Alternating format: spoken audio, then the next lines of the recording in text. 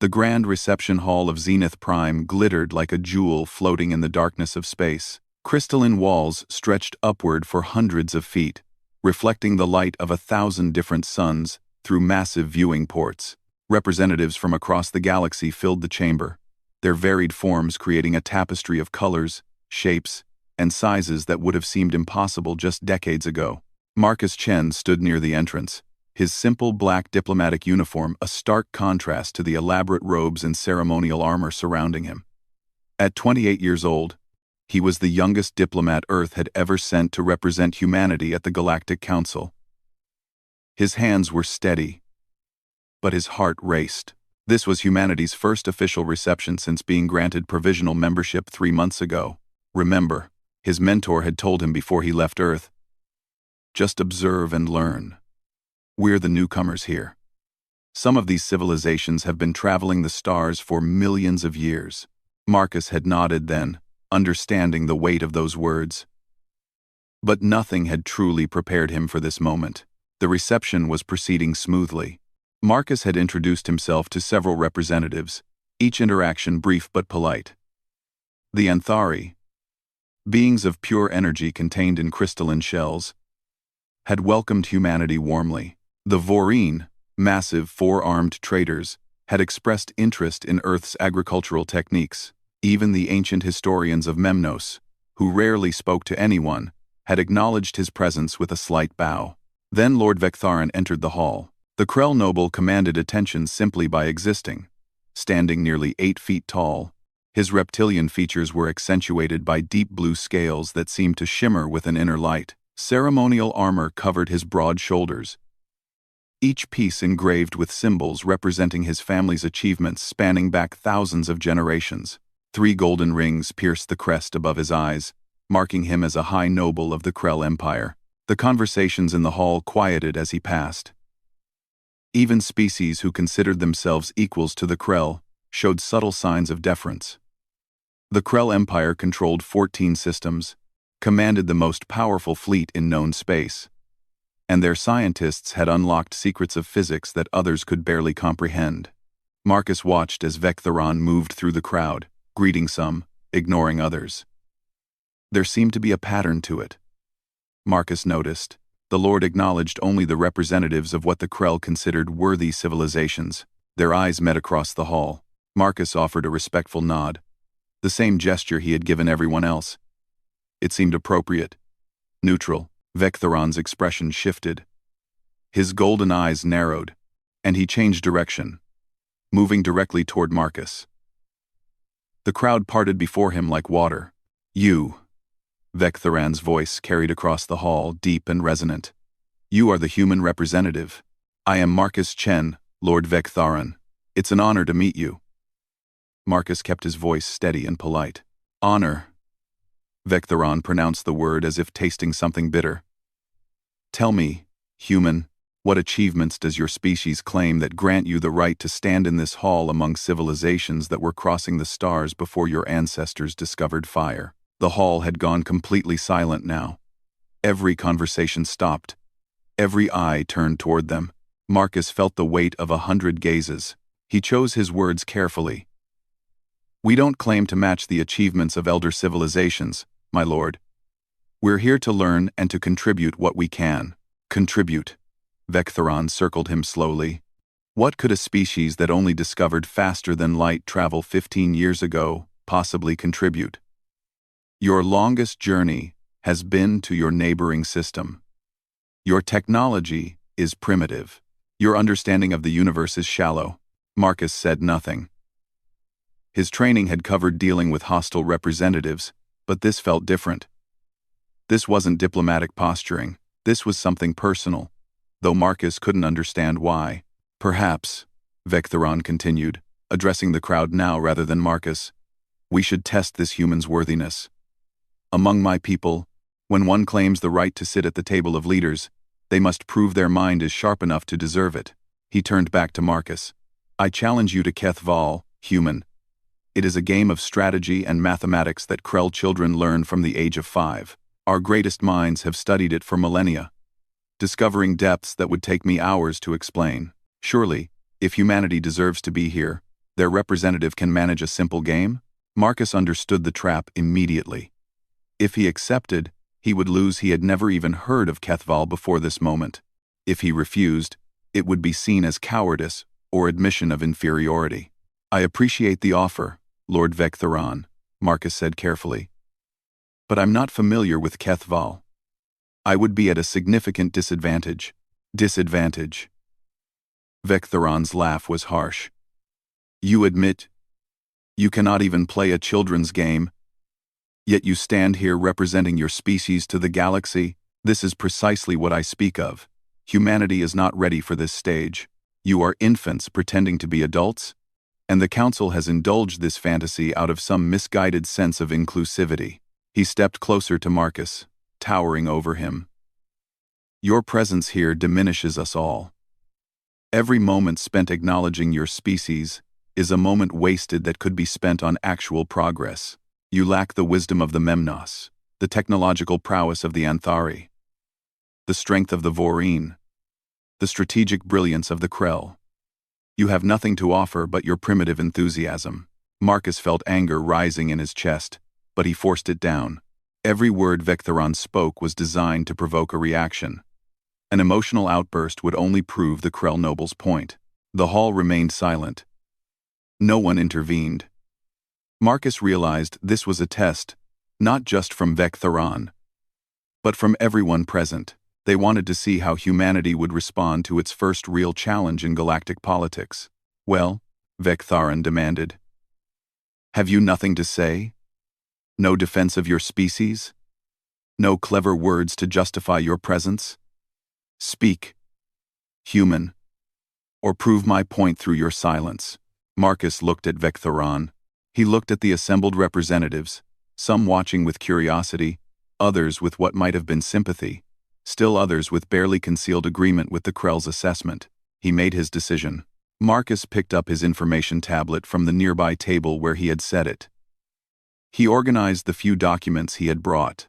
Then, maintaining eye contact with Vectheron for one long, deliberate moment, he turned and walked toward the exit. Running away? Vectheron called after him. How perfectly human.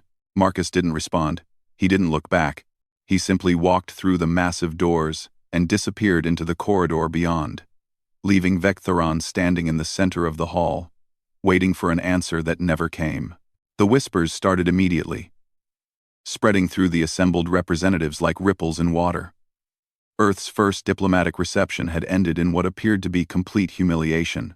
None of them could have known they had just witnessed the beginning of a plan that would take 23 years to unfold. 23 years later, the news spread across the galaxy like wildfire through dry grass. Marcus Chen, the human who had walked away in silence all those years ago, was returning to Zenith Prime. But he wasn't returning as a minor diplomat. He was now Earth's chief ambassador, one of the most respected voices in galactic politics. In his private chambers on Earth, Marcus reviewed the files one last time before departure. His quarters were modest, filled with gifts from dozens of different species, a crystalline sculpture from the Anthari, a woven tapestry from the Minari Collective, even a small meditation stone from the normally reserved historians of Memnos. You don't have to do this, his wife Sarah said from the doorway. She had been with him through everything, watching him work tirelessly for more than 2 decades. Marcus smiled at her. Yes, I do. It was always leading to this. Vectheron will be there. He's even more powerful now. First advisor to the Krell Emperor. I know. Marcus closed the file. That's exactly why the timing is right. Sarah crossed the room and took his hand. Tell me again why you walked away that day. The real reason. Oh, Marcus had answered this question 100 times, but he never tired of it. Because responding would have been playing his game by his rules. I couldn't win that way, so I changed the game entirely. Flashback. 3 months after the incident, Marcus had returned to Earth carrying what others saw as failure. The news media called it the Zenith humiliation. Politicians questioned whether he should remain in diplomatic service. Some suggested humanity should withdraw from the Galactic Council entirely, rather than face more embarrassment. But Marcus had seen something others missed. In his small apartment in Geneva, he had spread out every recording, every document, every scrap of information about the Galactic Council's power structure. He spent 3 days without sleep, connecting patterns. The Krell Empire looked unshakable from the outside.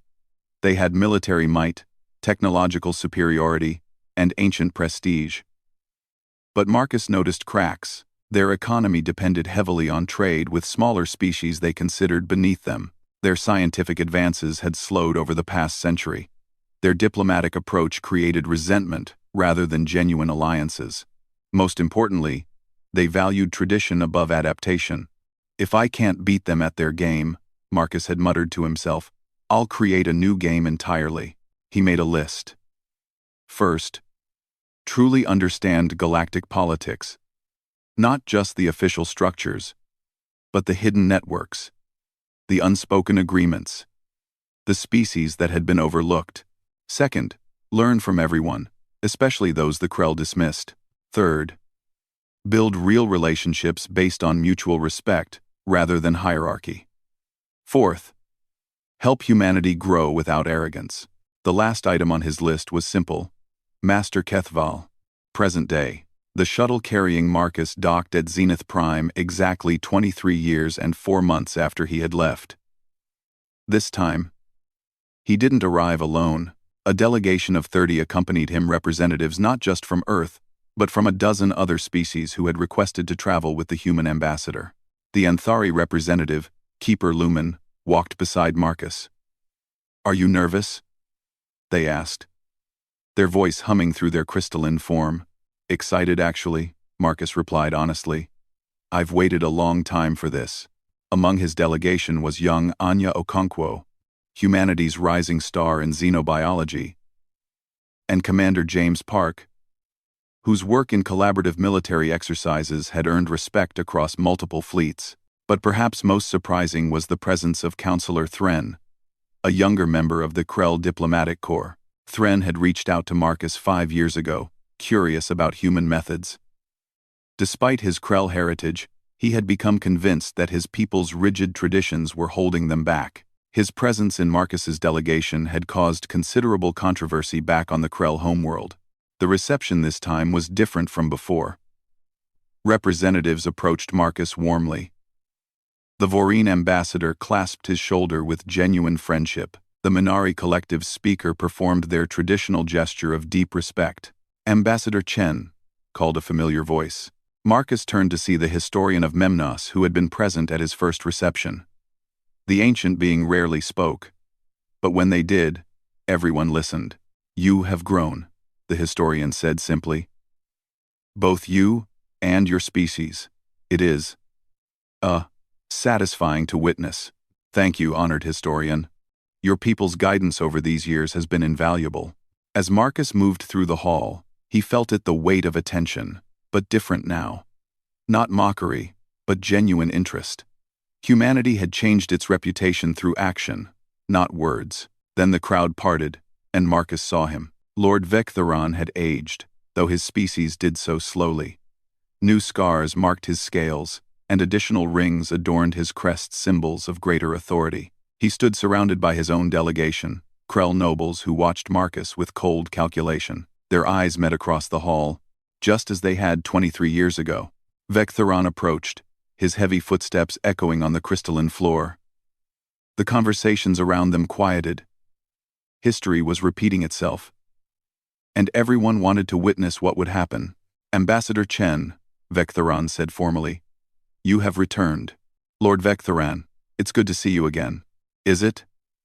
The Krell's golden eyes studied him. I remember our last meeting clearly. You fled rather than face challenge. Marcus could feel the tension in the room. His own delegation shifted uncomfortably. But Marcus simply smiled. I remember it differently, my lord. I chose to prepare rather than fail unprepared. There's a difference. Preparation? Vectharan's tone carried amusement. For what? Another opportunity to run? Actually, Marcus said calmly, I was hoping we might finish what we started. The game of Kethval you offered to teach me?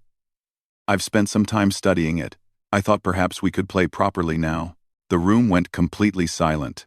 Vektharan's expression shifted from amusement to surprise, then to suspicion. You wish to challenge me? After all these years?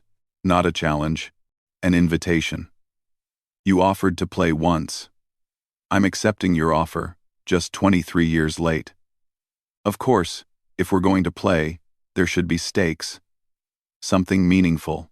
Now Vektharan looked genuinely interested. His pride wouldn't let him refuse, but Marcus could see the calculation behind his eyes. What stakes did you have in mind, human? Marcus had practiced this moment in his mind 1,000 times. If I win, Earth gets a seat on the Council's Economic Directorate. The murmurs started immediately. The Economic Directorate controlled trade policy across the galaxy. It was currently dominated by Krell interests. And if I win? Vektharan asked. Humanity withdraws its application for the Security Council for 50 years. The murmurs grew louder. Earth had been working toward a Security Council seat for a decade. Giving up that goal would be a massive setback. Vektharan smiled, showing rows of sharp teeth. You have learned boldness, at least. Very well, Ambassador Chen. I accept your invitation. We will play before the full council assembly in 3 days. Let us see if your preparation was worth the wait. He turned to leave, then paused and looked back. I do hope you won't disappoint me by walking away again. Marcus met his gaze steadily. I'm not going anywhere. Lord Vektharan. Not this time. As Vektharan departed with his delegation, Councillor Thren leaned close to Marcus. He's one of the greatest Kethval players in Krell history. Are you certain about this? Marcus watched Vektharan disappear into the crowd. I've been certain for 23 years, Thren. Everything has been leading to this moment. Keeper Lumen's crystalline form pulsed with concern. The stakes are very high, Marcus. If you lose, I won't lose, Marcus said quietly. Not because I'm better at Kethval, but because I understand something he doesn't. What's that? Anya asked. Marcus smiled. That this was never really about the game at all. The Grand Assembly Hall was filled beyond capacity. Every seat was occupied, and hundreds more observers stood along the walls. Representatives from 70 different species had gathered to witness the match. Even those who couldn't attend in person watched through holographic feeds broadcast across the galaxy. At the center of the hall sat a circular platform with 2 chairs facing each other. Between them floated the Kethval board, a 3-dimensional grid of light constructed from hard photons, displaying multiple layers of geometric patterns that shifted and changed with each move. Marcus arrived early, wearing the same simple black diplomatic uniform he had worn 23 years ago. The symbolism wasn't lost on anyone.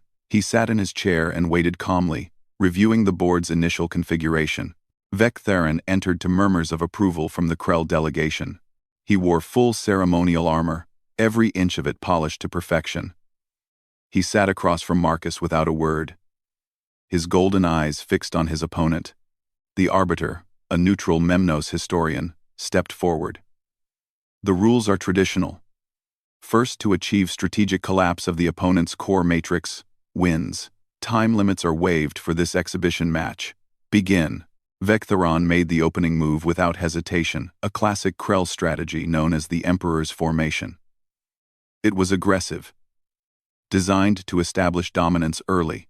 Marcus studied the board for a moment, then responded with a counter-move that made several Krell observers shift uncomfortably. It wasn't a traditional Kethval response. It borrowed elements from human chess theory, creating an asymmetric defense. Interesting, Vektharan muttered. Unconventional. I learned from many teachers, Marcus replied. The game progressed. Each move took time, as both players calculated dozens of potential futures. But something unusual was happening. Marcus was speaking to the audience as he played. This move here, Marcus gestured to a cluster of light on the 3rd level. It looks defensive, but notice how it creates pressure on 2 separate fronts. I learned this principle from Commander Thax of the Voreen. They call it the patient storm. Vektharan's eyes narrowed. This is a competition, not a lecture. Why can't it be both? Marcus smiled. The historians of Memnos taught me that knowledge grows when shared, not hoarded. Several Krell in the audience looked uncomfortable. Their culture valued keeping strategic knowledge within their empire, teaching it only to their own. Marcus made his next move, then explained it again. The Anthari showed me that energy follows patterns. See how these connections mirror the crystalline structures in their natural forms. Every species has wisdom we can learn from. The game continued, and something remarkable began to happen. Younger species in the audience started understanding Kethval for the first time. Marcus was breaking down a game that had been deliberately kept complex and exclusive, making it accessible. By the 20th move, expert observers could see that Marcus wasn't just playing well, he was playing brilliantly. His strategies combined elements from a dozen different cultures, creating patterns that traditional Kethval theory had never considered. Vectharon played with fierce concentration. His moves were textbook perfect, drawn from thousands of years of Krell wisdom. But Marcus met each one with innovation and adaptation.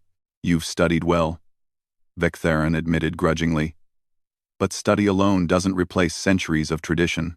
Perhaps not, Marcus agreed. But flexibility can overcome rigidity.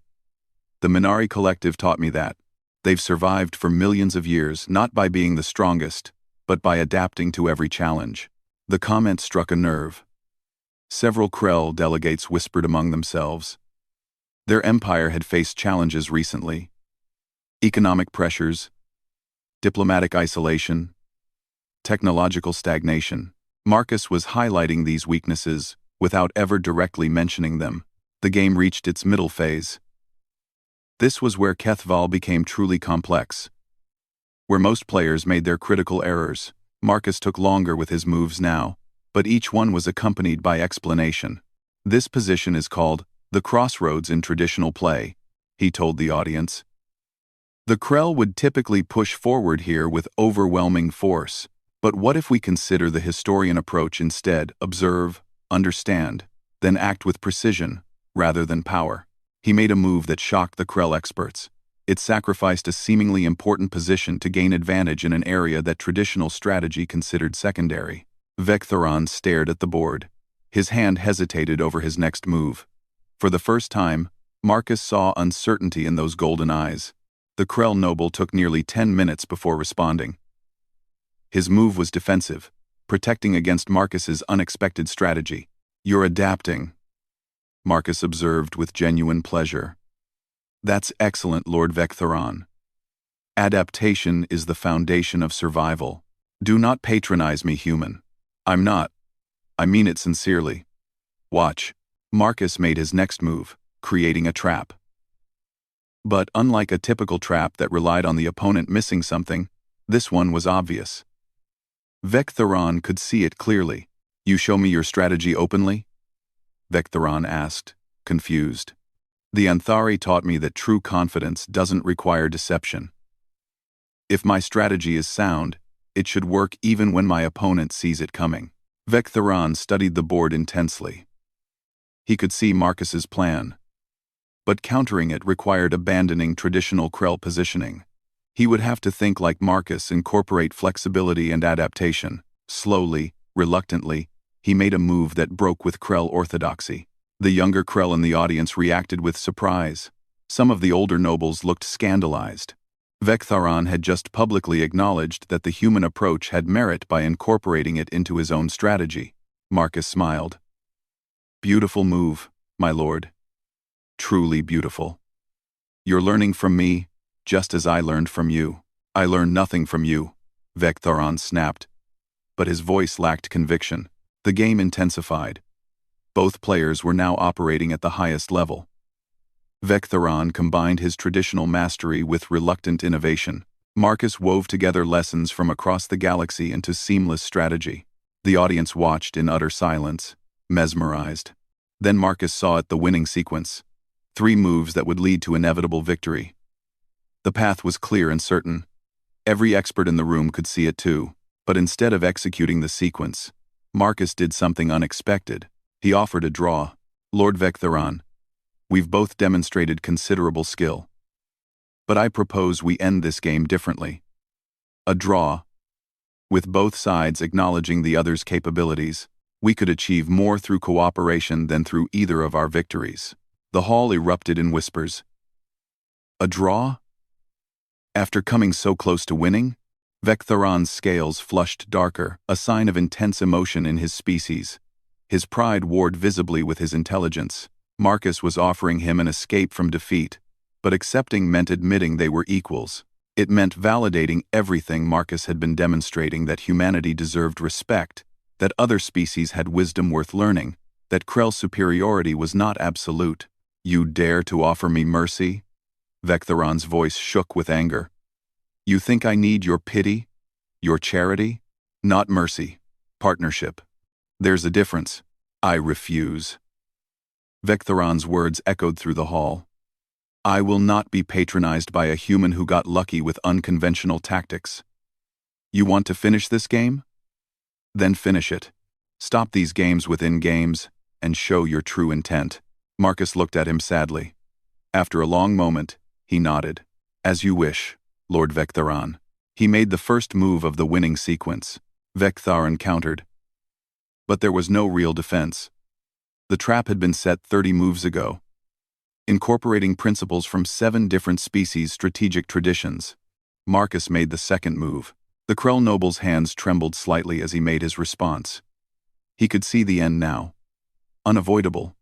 Inevitable. Marcus made the final move. The board's core matrix collapsed in a cascade of failing light. The game was over. Complete silence filled the hall. Then, slowly, starting with the Anthari delegation, applause began. Not for victory alone, but for the masterful display of strategy. For the teaching that had occurred. For the bridge Marcus had tried to build even in competition. Vecthoron sat frozen, staring at the dissolved board. His defeat was absolute and public, witnessed by the entire galaxy. Marcus stood and bowed respectfully to his opponent. Thank you for the game, Lord Vecthoron.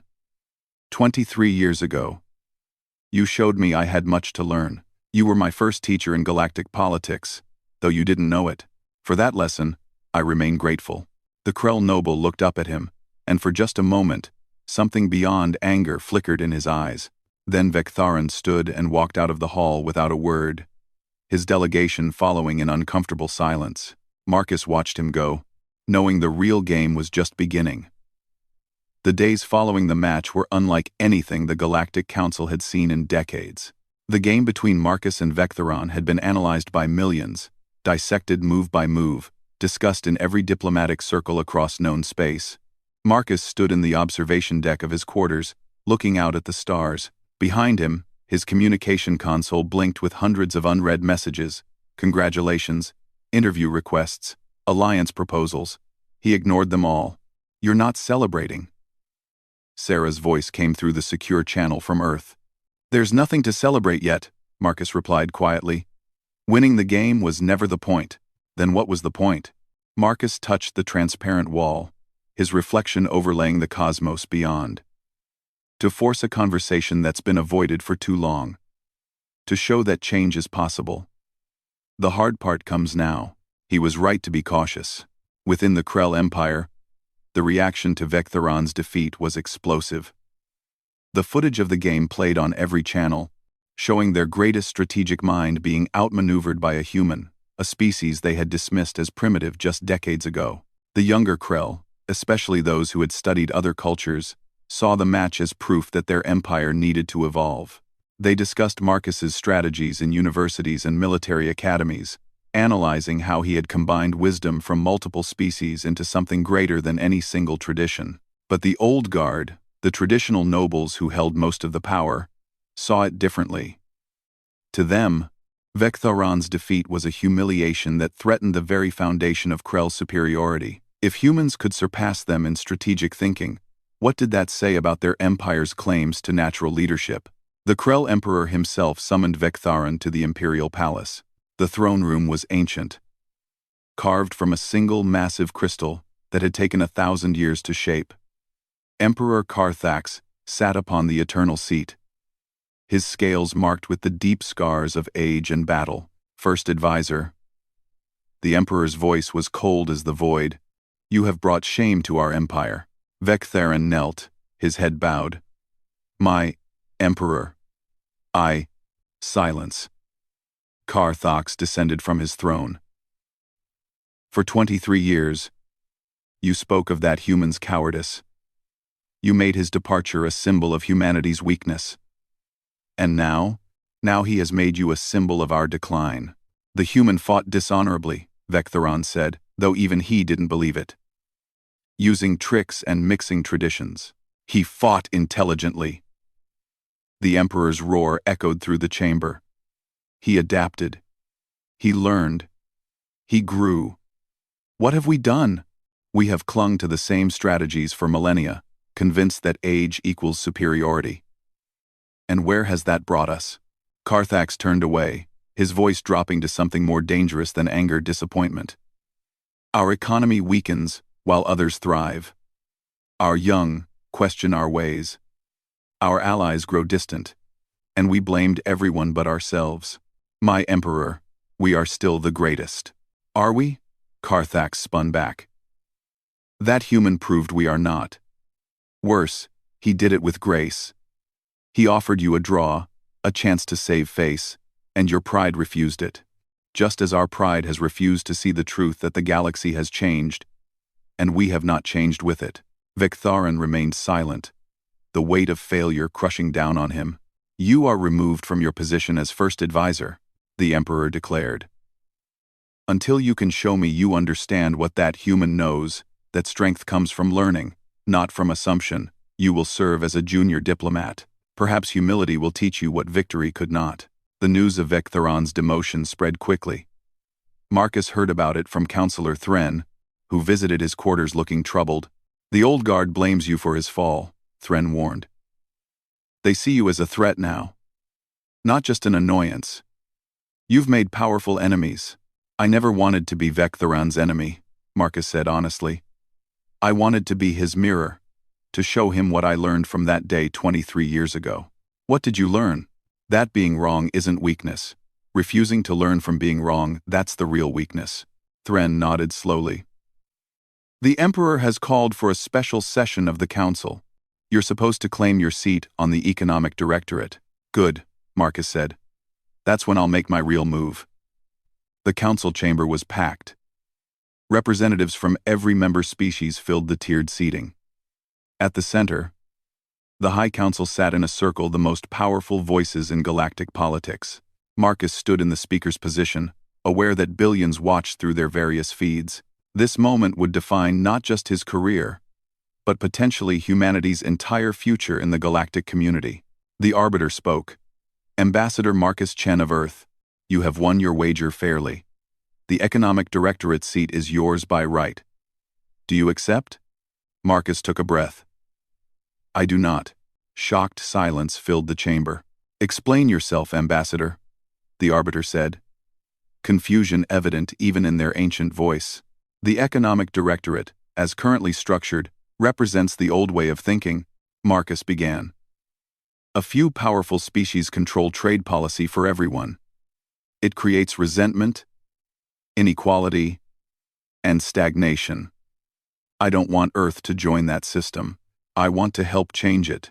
Murmurs of disbelief rippled through the crowd.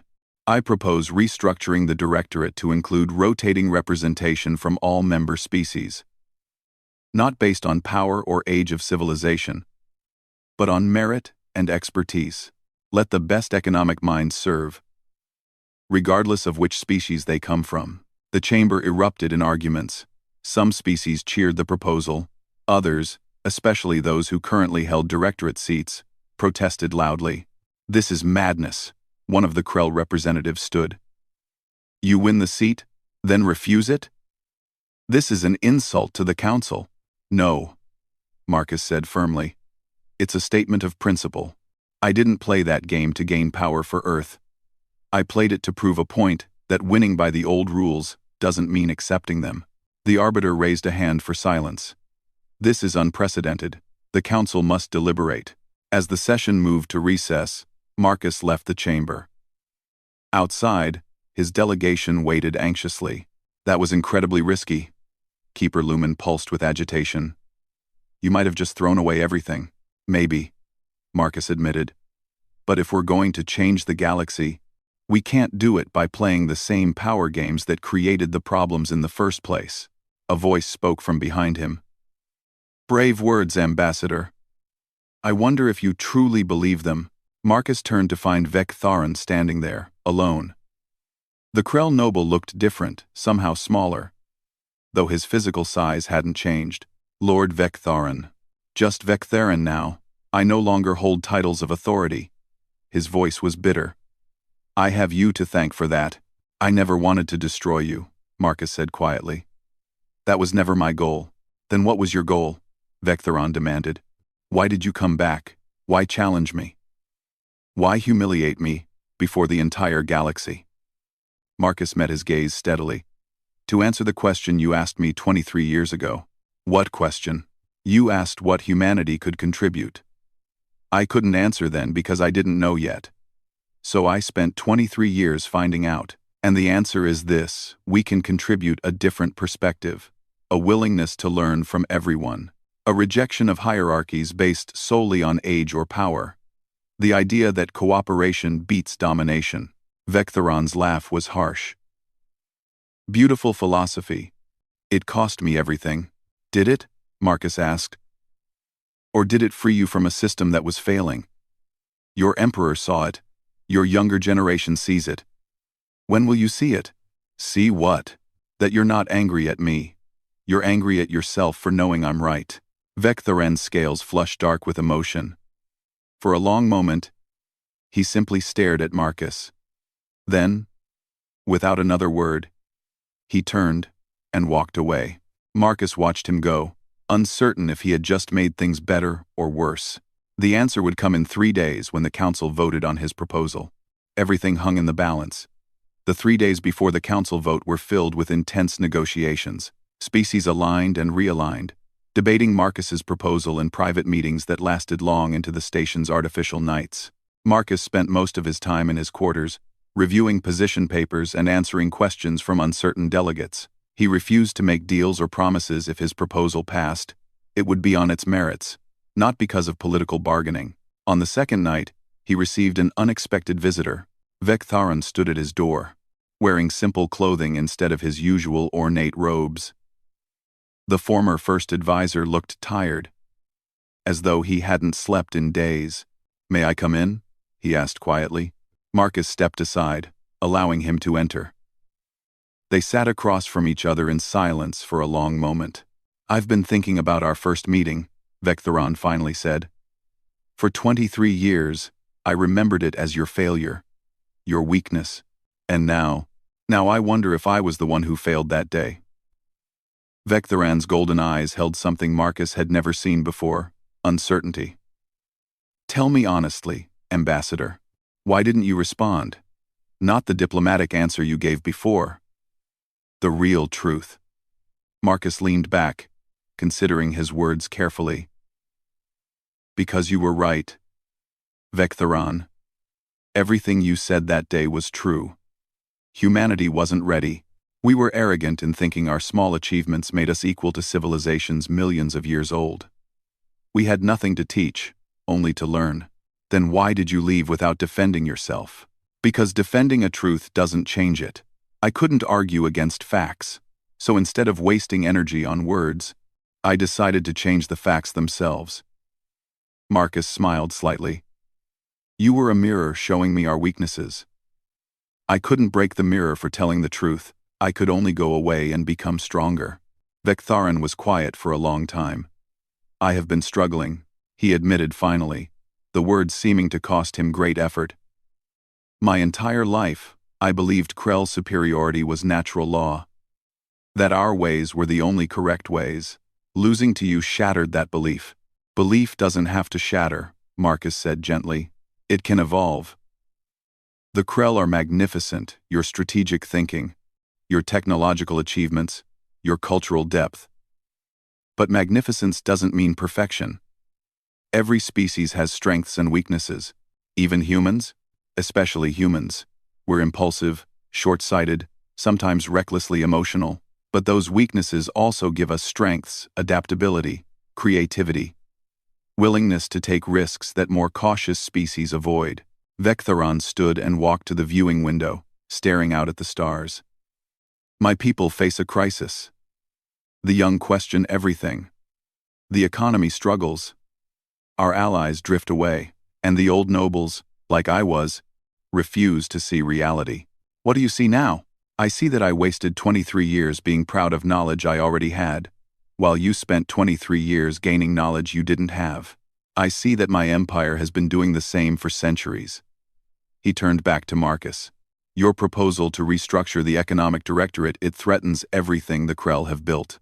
Does it? Marcus stood as well. Or does it offer you a chance to rebuild something better? The Krell have incredible economic minds. In a merit-based system, many of them would still serve, but they'd serve alongside brilliant minds from other species. Imagine what you could create together. The old guard will never accept it. Perhaps not. But what about the young? What about the ones who watched our game and understood what it really meant? Vectharon looked at him for a long moment. You play a dangerous game, Marcus Chen. You risk much. We all do. The question is whether we risk for ourselves or for something larger. The former Krell noble nodded slowly. I cannot promise you anything, but I will think deeply on your words. After Vectharon left, Marcus stood at the window, watching ships move between the stars, wondering if he had reached him or not. The day of the vote arrived. The council chamber was absolutely silent as the arbiter called for the decision. The proposal before us is to restructure the economic directorate to allow rotating representation based on merit, rather than permanent seats based on power. All in favor? The voting display illuminated. Green lights appeared, the Anthari, the Voreen, the Minari Collective, dozens of smaller species who had long desired a voice. But the largest empires hesitated. The Krell delegation sat frozen, their lights still neutral. Then something unexpected happened. A single Krell light turned green. Then another. Then 5 more. The old guard Krell protested loudly. But the younger delegates held firm. Not enough to make the Krell vote unanimously in favor, but enough to split their vote for the first time in council history. Marcus looked at Vectharon in the Krell section. The former first advisor sat quietly, his own light showing green. Their eyes met across the chamber, and Vectharon gave the smallest nod. Other major powers, seeing the Krell divided, began to shift. Not wanting to stand alone against the changing tide, they too voted in favor. The final count displayed 73% in favor. The proposal had passed. The chamber erupted in cheers from some species, protests from others, but the decision was made. The galaxy had chosen change. 2 weeks later, Marcus prepared to return to Earth. His work at Zenith Prime was complete, though he knew the real work of implementing the changes was just beginning. He found Vectharon in one of the station's meditation gardens, a quiet place where representatives from many species came to think. I wanted to thank you, Marcus said, for your vote. Vectharon didn't look at him, keeping his eyes on the artificial stream flowing through the garden. Do not thank me. I did not vote for you. I voted for my people's future. Because I finally understood that clinging to the past will destroy us. That's still worth thanking you for, perhaps. Vectharon finally turned to face him. The Emperor has given me a new assignment. I am to lead a delegation studying adaptive governance, learning from other species' political systems. It is meant as punishment, making me study those we once looked down upon. And how do you feel about that? A strange expression crossed Vectharon's face, something that might have been the beginning of a smile. I feel like a student again.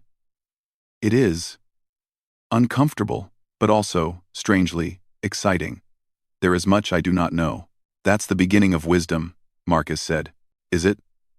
Vectharon stood. I wonder, Ambassador, if in another 23 years, we will look back on this moment and see it as you saw our first meeting, as the beginning of something neither of us expected. I hope so. Though perhaps we won't need to wait 23 years this time.